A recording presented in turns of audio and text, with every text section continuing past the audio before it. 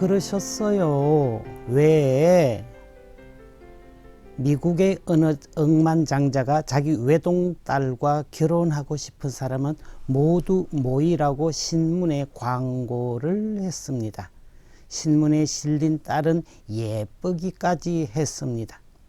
억만장자의 사위가 되고 예쁜 여인과 결혼까지 하고 싶은 총각들이 수백 명 모였습니다. 그렇게 모인 총각들에게 억만장자는 정원에 있는 50m짜리 풀장 건너편에 서서 자기 딸과 결혼하고 싶은 사람은 수영장을 헤엄쳐 건너오라고 했습니다. 수영장 안에는 뱀 100마리와 이빨이 날카로운 아르헨티나 식인 물고기 피라냐 200마리와 심지어 5마리 악어까지 있었습니다. 밀림의 왕자 타잔이라고 해도 살아남지 못할 상황이었습니다. 돈도 사랑도 중요하지만 목숨보다 중요하진 않았습니다. 어떤 총각도 뛰어들지 않아서 억만장자가 실망하고 있던 차, 어느 총각 하나가 용감히 물에 풍덩 뛰어들었습니다. 어떻게 되었을까요? 물론 무사히 건넜지요. 왜요? 주인공은 잘 안 죽거든요. 살아야 이야기가 되거든요. 9번 죽을 뻔 하다가 한 번 살아난 그야말로 구사일생한 총각에게 억만장자가 감동하며 물었습니다. 자네는 정말로 내 딸을 사랑하는군. 목숨까지 걸다니. 그러나 총각은 억만장자를 거들떠도 보지 않고 뒤를 돌아보며 고함쳤습니다. 에이씨, 언놈이 밀었어. 죽을 뻔했잖아. 찾기만 해봐 그냥. 이 총각은 억만장자의 사위가 되었을까요?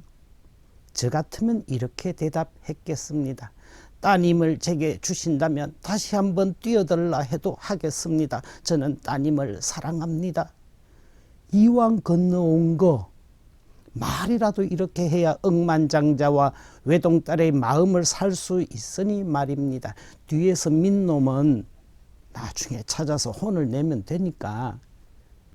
사람의 행위는 육하원칙에 의해 설명됩니다. 누가, 그 총각이 언제, 조금 전에 어디에서 50m 수영장에서 무엇을, 수영을 어떻게, 죽을 뚱살뚱, 왜? 언놈이 밀어서. 언제, 어떻게 보다 가장 중요한 것은 왜입니다. 같은 행동의 이유에 의해 결과가 달라지기 때문입니다. 총각이 죽을 뚱살뚱 수영장을 건넜지만 언놈이 뒤에서 밀어서 건넜기 때문에 돈도 사랑도 날아가 버렸습니다. 성당의 십자가 아래에서 많은 사람들이 예수님의 고통을 묵상합니다. 언제, 어디서, 무엇을, 어떻게 고통받으셨는지에 집중합니다. 물론 그것들도 중요하지만 왜가 더 중요합니다. 예수님은 왜 십자가에 오르셨을까요? 십자가에서 내려오면 하느님의 아들이란 걸 믿어주겠다는 놀림에도 왜 십자가에서 내려오지 않으셨을까요? 이 목소리를 듣는 당신을 사랑하시기 때문입니다. 당신을 사랑하는 방법이 십자가이기 때문입니다. 하느님의 사랑 방법이 사람의 그것과 다르기 때문입니다. 내 생각은 너희 생각과 같지 않다. 내 생각은 너희 생각보다 아득히 높다.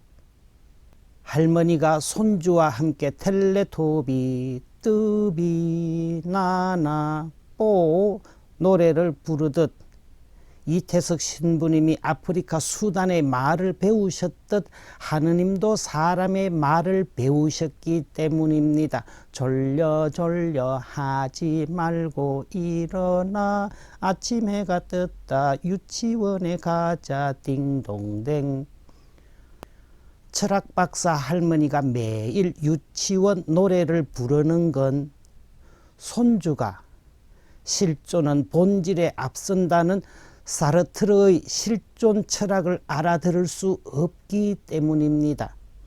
손자가 할머니에게 맞추느냐, 할머니가 손주에게 맞추느냐, 할머니가 어린 손주에게 맞추듯 하느님이 사람의 말을 사용하시는 겁니다.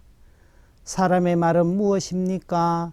아, 행복해, 즐거워, 난 매일매일 행복해가 아닙니다. 무슨 말을 합니까? 힘들다, 외롭다, 아프다, 두렵다, 걱정스럽다, 허무하다. 눈만 뜨면 힘들고 외롭고 아프다고 외칩니다. 할머니가 손주의 말을 입에 담듯 하느님도 사람의 말을 이렇게 입에 담으셨습니다. 내 마음이 괴로워 죽을 지경이다. 아버지께서는 하시고자만 하시면 무엇이든지 하실 수 있으시니 이 죽음의 잔을 거두어 주십시오. 아버지, 살고 싶습니다. 살려주십시오. 십자가 위에서 마지막으로 외칩니다. 아버지, 어찌하여 저를 버리셨나이까? 불붙은 뜨거운 연탄이 차가운 생탄 밑으로 들어가 아궁이를 살리듯 그렇게 예수님의 뜨거운 사랑이 사람 밑으로 들어와 십자가 위에 우뚝 일어선 것이었습니다. 이 뜨겁고도 무거운 사랑 앞에서 사람들은 그제야 마음을 내려놓습니다. 아휴, 나만 외로운 게 아니구나. 나만 아픈 게 아니구나. 나만 배신당한 게 아니구나. 나만 두려운 게 아니구나. 하느님도 외롭고 아프고 배신당하고 두려우셨구나. 전신 마취를 하고 위험한 대수술을 앞둔 환자가 손에 든 십자가를 보며 이런 생각이 들었답니다. 나는 살려고 수술대에 눕는데 예수님은 죽으려고 십자가에 누우시는구나.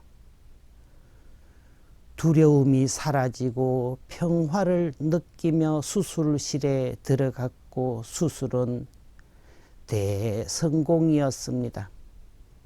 예수님은 수술대 위에 저를 살리시려고 십자가에 누우셨습니다.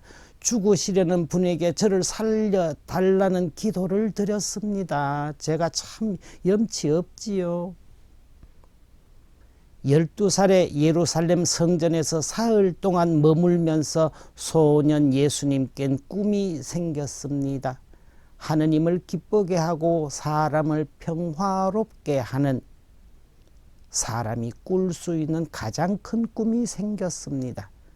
하느님의 크신 사랑을 가슴에 담으니 소년 예수님의 가슴이 행복해졌을까요?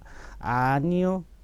그때부터 가슴이 아프기 시작했습니다. 너무 큰 꿈이다 보니 꿈이 가슴을 찢기 시작했고 마침내 십자가 죽음에까지 밀어붙인 것이었습니다. 그리고 그렇게 예수님의 꿈은 이루어졌습니다. 예수님은 실패한 사형수가 아니라 죽기까지 꿈을 이루신 분이었습니다. 십자가는 고통의 길이었지만 동시에 꿈의 길이었습니다. 십자가의 겉은 고통이었지만 십자가의 속은 꿈이었습니다. 십자가에는 두 가지가 있습니다. 타고난 십자가가 있고 꿈을 품음으로써 생기는 십자가가 있습니다. 예수님은 하늘과 땅을 품는 큰 꿈의 십자가를 지시고 마침내 꿈을 이루셨습니다. 그래서 대수술 직전의 환자가 살려달라는 기도는 염치 없는 기도가 아닙니다.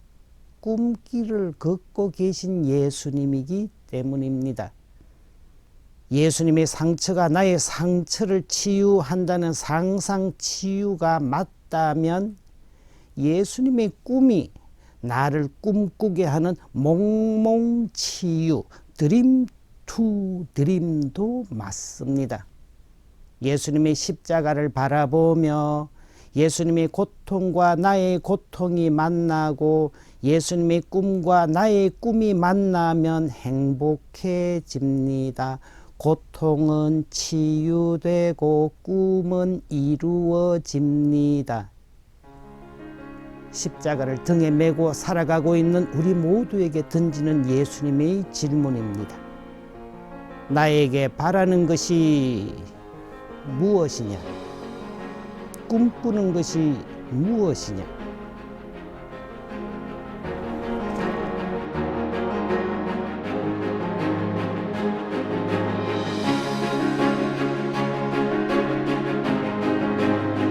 이 방송은 여러분의 거룩한 후원금으로 제작되었습니다. 하느님 보시기에 아름다운 세상을 가꾸시는 여러분, 하느님 주시는 축복 많이 받으세요.